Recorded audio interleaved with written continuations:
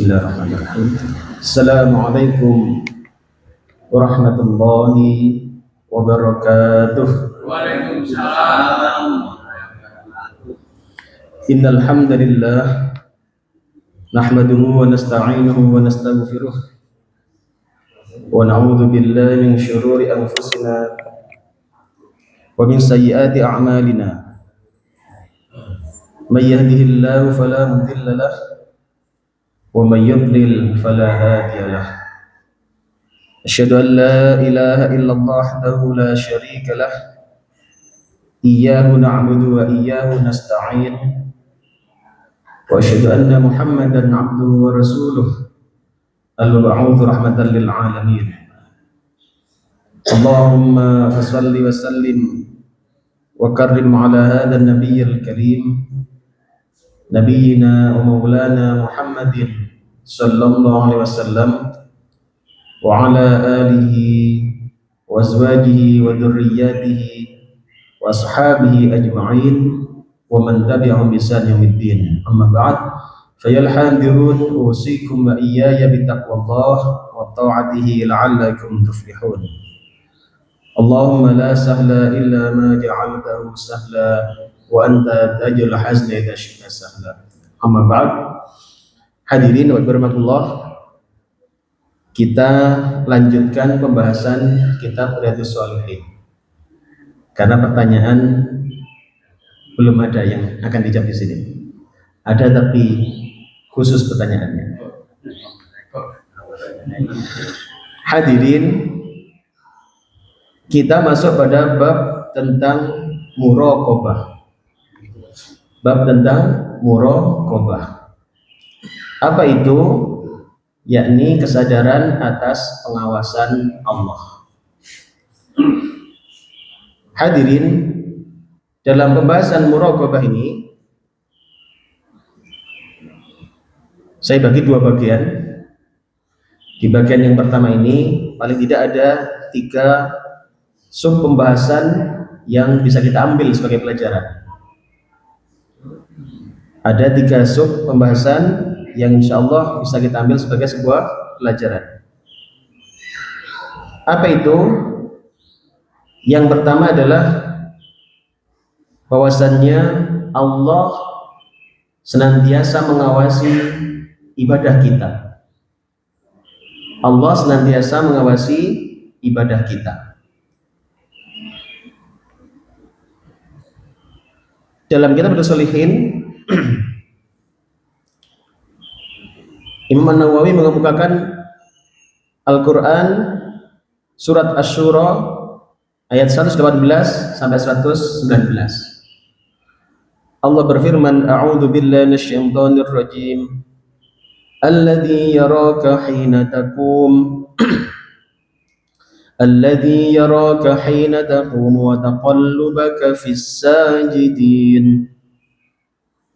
Dialah zat yang melihatmu sewaktu kamu berdiri dalam sholat dan sewaktu kamu bolak-balik, sewaktu kalian dalam kondisi sebagai orang-orang yang sujud dalam sholat. Hadirin, ayat ini sangat jelas mengungkapkan pada kita bahwasannya Allah senantiasa mengawasi ibadah kita. Allah mengawasi ibadah kita, khususnya sholat kita, dan tentu ibadah-ibadah yang lain. Dalam hadisnya, beliau mengungkapkan tentang hadis tentang ihsan. Ketika Nabi ditanya oleh malaikat Jibril, mal ihsan, apa itu ihsan? Kemudian jawab Rasul, an ta'budallah ka'annaka tarah, fa in lam takun tarah fa innahu yaraka. Apa itu ihsan dalam ibadah? Yakni engkau beribadah dengan kesadaran kita kita melihat Allah, kita menyaksikan Allah. Fa in lam takun tarah jika tidak mampu engkau melihatnya, fa innahu yara, maka yakinlah, sadarlah bahwasanya Allah memperhatikan kita. Hadirin, poin pertama adalah sadari bahwasanya Allah mengawasi ibadah kita. Maka dalam pembahasan ini semestinya sholat kita harusnya semakin baik, karena kita sadar sedang diawasi oleh Allah. Bayangkan misalkan begini, panjenengan di suatu ujian, di kuliah misalkan dulu, atau di sekolah dulu, kita kerjakan ujian, ternyata yang jaga di depan kita adalah kepala sekolah. Rasanya gimana? Rasanya tambah gemeter apa biasa-biasa? Nah, biasa-biasa, soal kepala sekolahnya Bapak Dewi kan ya. Biasa. Pasti beda ketika stratanya lebih tinggi. Kita di kampus, kalau yang jaga dosen kita secara langsung biasanya mungkin biasa. Tapi ketika yang jaga itu Pak Dekan atau Pak Rektor seliwer, waduh sudah itu rasanya beda sudah. Kenapa demikian? Karena memang pengawasan itu akan menjadikan kita rasa yang berbeda. Kesadaran itu akan mengantarkan kita kepada sebuah keinginan untuk lebih baik, keinginan untuk takut kalau gagal.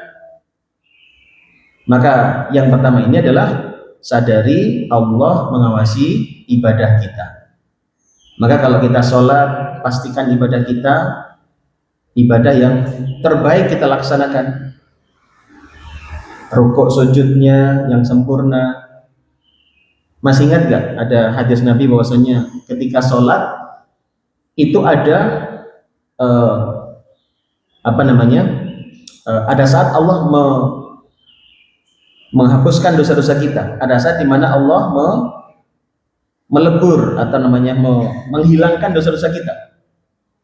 Masih ingat kapan itu? Dalam sholat ya. Ada suatu kondisi di mana Allah menghilangkan dosa-dosa kita. Kapan itu? Saat rukuk dan sujud. Saat rukuk dan sujud, diantaranya itu.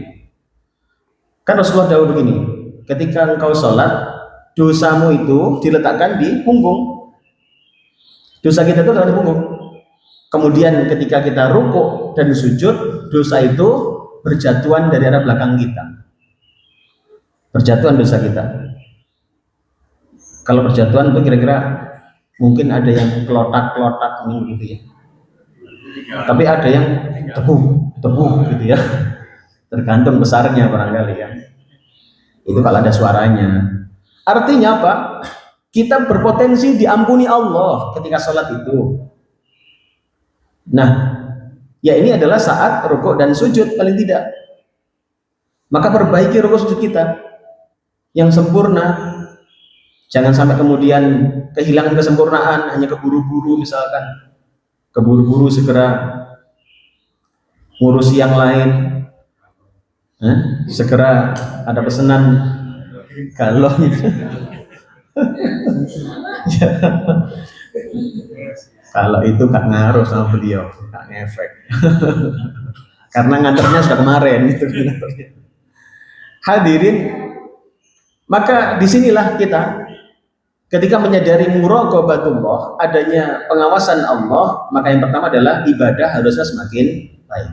Kualitas ibadah harus semakin baik karena ada pengawasan Allah. Jadi Allah sudah mendeklar tadi ya, bahwasanya Allah melihat loh. Ketika engkau berdiri, ketika engkau rukuk, ketika engkau sujud, Allah tahu. Nah, itu. Makanya ini yang harus kita perhatikan. Kemudian di ayat yang lain di dalam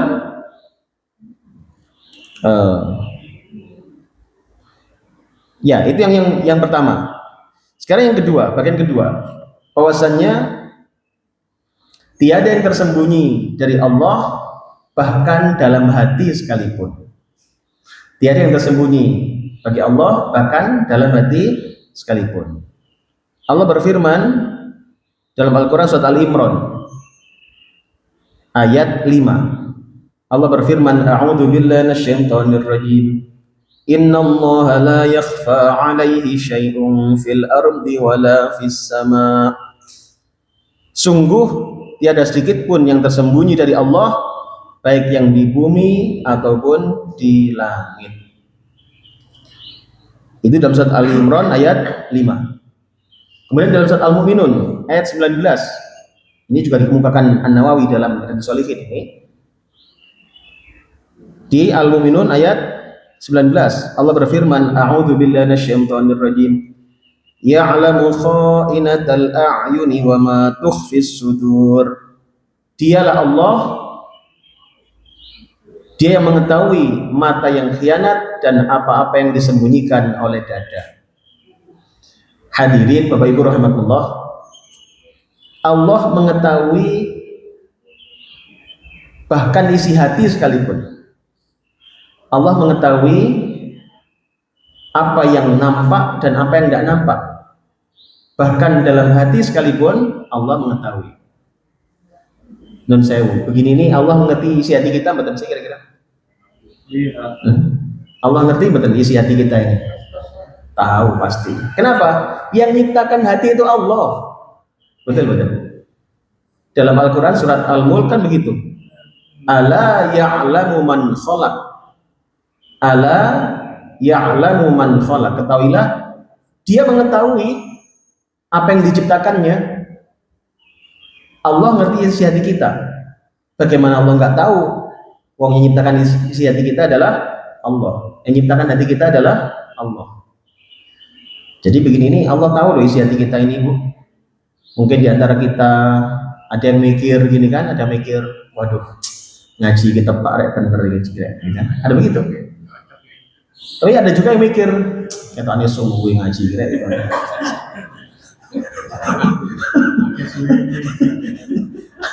Loh, Allah tahu isi hati kita. Maka disinilah kita perlu menyadari bahwasanya ternyata Allah mengetahui isi hati kita loh. Jadi maka pengawasan Allah ini kita wujudkan dengan apa? Berhati-hati. Jangankan urusan yang bisik-bisik, dalam hati aja Allah tahu. Makanya kalau ini dalam pelajaran adab dan akhlak kepada Allah, ya, adab dan akhlak kepada Allah, itu kita harus tahu bahwasanya banyak ayat-ayat itu yang merupakan sindiran. Ayat itu yang berupa sindiran. Jadi ayat-ayat yang sifatnya sindiran, istilah saya sindiran. Begini, saya kasih gambaran begini. Bapak Ibu kalau misalkan di lingkungan ini ada tulisannya apa? Wilayah ini, lingkungan ini diawasi CCTV 24 jam. Kan? Ada tulisannya ya. Itu maknanya apa coba? Bukan artinya, maknanya. Kalau artinya kan diawasi gitu aja kan. Sekarang maknanya apa maknanya? Maknanya ojo macem kan begitu. Betul sih? Kan maknanya begitu. Ojo macem. Kenapa? Lingkungan ini diawasi oleh CCTV loh. Seluruh tindakan kalian diawasi, direkam. Kalau ada yang nyeleweng, ada yang nggak benar akan dilaporkan kepada pihak wajib kan begitu. Berarti kan maknanya adalah ojo macem. Hadirin, di dalam Al-Quran itu banyak ayat-ayat yang sifatnya sindiran kayak begitu. Bayangkan begini, ada kalimat begini, Allah maha melihat, Allah maha mendengar. Sering tidak dengar kalimat itu? Innallaha sami'un basir, innallaha sami'un alim, kan? Allah maha melihat, Allah maha mendengar. Nah, sekarang pertanyaannya, kalau Allah dawuh Allah maha melihat, itu maknanya nopo? Dalam kalau Allah dawuh Allah maha melihat, itu maknanya apa? Ojo macem. Kenapa? Allah tahu. Yang kamu lakukan Allah tahu loh. Terus kalau Allah dawuh lagi, Allah maha mendengar, apa maknanya itu berarti? Ojo angger ngomong. Kalau bahasa rotok, ojo angger jeplak, orang jeplak. Itu maknanya sindiran Pak itu. Kalau kita tidak memahami, akhirnya biasa-biasa kita merasakan. Padahal Allah sudah dahulu, Allah Maha melihat, Allah Maha mendengar, tapi kita biasa-biasa mawon. Padahal itu sindiran. Kalau sudah tahu Allah Maha melihat, maka jangan macam-macam. Tingkah laku kita dijaga, Allah melihat loh. Ya. Yang kedua, Allah Maha mendengar. Apapun yang kita lakukan, apa yang kita bicarakan, Allah tahu loh. Ya. Makanya ketika memahami kalimat itu sama juga dengan muraqabatullah ini. Kita menyadari ada pengawasan Allah. Maka ojo macem-macem. Hadirin, kenapa tiada yang tersembunyi bagi Allah, baik yang nampak maupun di dalam hati sekalipun, itu tiada yang tersembunyi. Hadirin, dalam hadisnya dikemukakan dari Abu Dzar dan Muadz bin Jabal, Rasulullah dawuh, ittaqillaha haitsuma kunta wa atbi'is sayyi'atal hasanata tamhuha wa khaliqin nasa bi khuluqin hasan. Rasulullah dawuh, ittaqillaha haitsuma kunta. Bertakwalah kepada Allah dimanapun kalian berada. Hadirin, maka selaras dengan tadi bahwasannya Allah mengetahui apapun yang ada kita lakukan, bahkan dalam hati sekalipun Allah mengetahui. Maka bertakwalah kepada Allah dimanapun kita berada.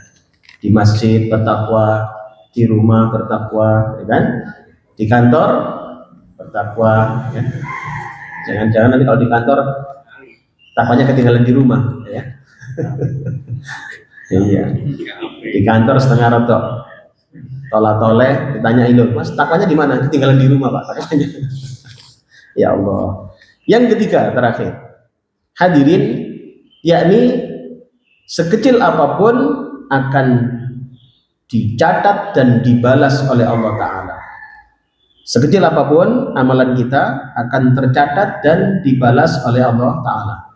Hadirin, dalam pembahasan muraqabah ini, tadi kita sadar bahwasanya Allah mengawasi, ibadah kita diawasi, tingkah laku kita diawasi. Yang kedua, Allah mengetahui bahkan isi hati kita, Allah tahu. Maka tidak ada yang tersembunyi bagi Allah. Maka yang bagian terakhir ini adalah bahwasanya semua akan dibalas oleh Allah Ta'ala. An-Nawawi mengemukakan Al-Quran surat Al-Fajr ayat 14. Allah berfirman, A'udzu billahi minasyaitonir rajim. Inna rabbaka labil mirsad. Sungguh Tuhanmu senantiasa mengawasi. Hadirin, dalam tafsirnya, tafsir Al-Muyassar, yang dimaksud labil mirsad, Allah mengawasi. Seperti apa ini? Yakni Allah mengawasi orang-orang yang mendurhakainya dan pasti akan dibalasnya. Allah mengawasi setiap orang yang mendurhakai Allah, gak manut dengan perintah Allah, menyelisih perintah Allah, menyelisih Rasulullah, maka hati-hati. Kenapa? Karena Allah pasti mengawasi dia dan pasti membalasnya. Hadirin, labil mirsad, Allah pasti mengawasi dan membalas. Hadirin Bapak Ibu rahmatullah, dalam hadisnya dikemukakan dari Anas bin Malik,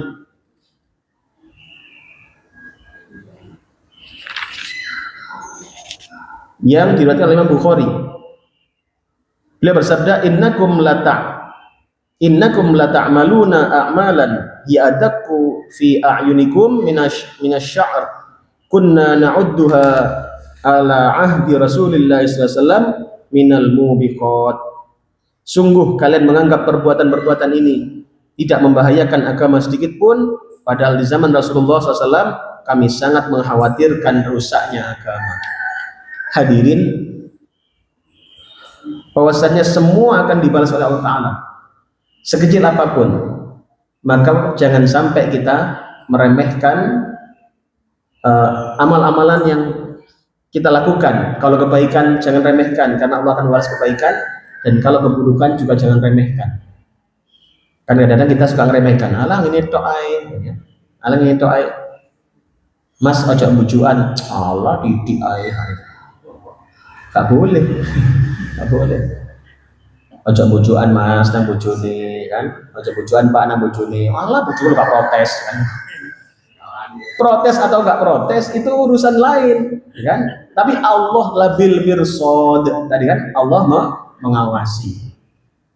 Jenengan jualan misalkan, ngelong-ngelong titik misalkan, ngelong susu, ya, susu tak jane uangnya 100.000, kalongnya 15.000, ya kan? Ternyata dikasihkan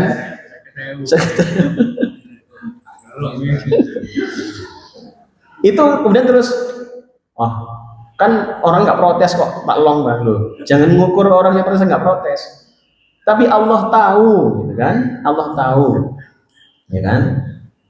Nah, kalau panjenengan nyelempit nih uang di kopiah gitu, ibu ngerti mboten? Mboten ya, tapi Allah tahu mboten? Untung loh kalau dapat istri yang kemudian orangnya solihah, nggak pernah tanya, itu kan? Nggak pernah tanya, cuma ngolei gone, ini gone.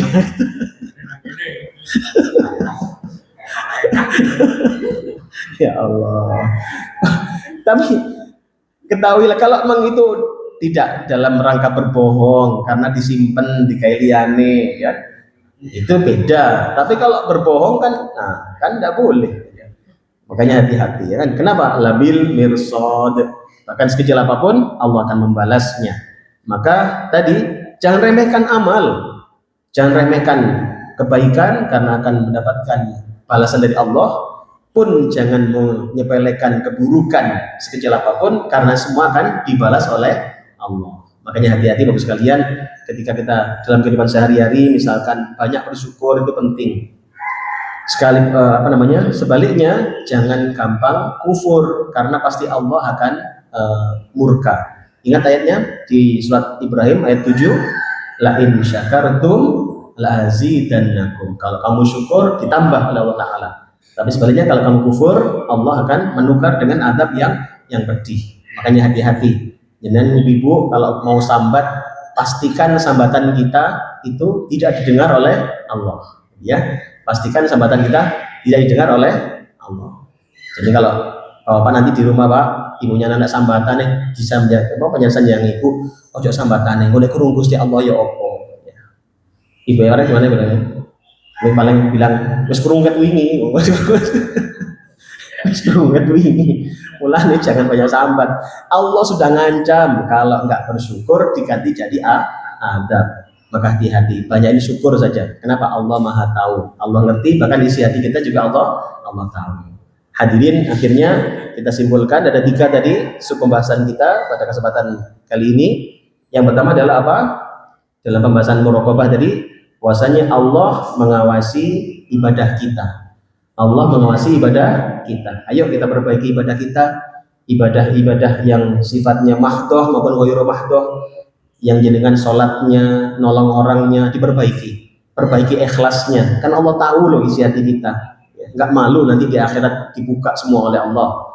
Yang kedua, bahwasanya apa?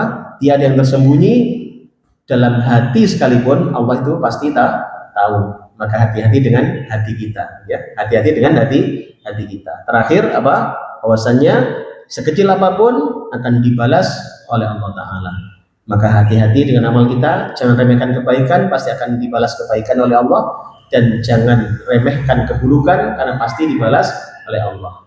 Akhirnya semoga kita semua bisa mengambil pelajaran.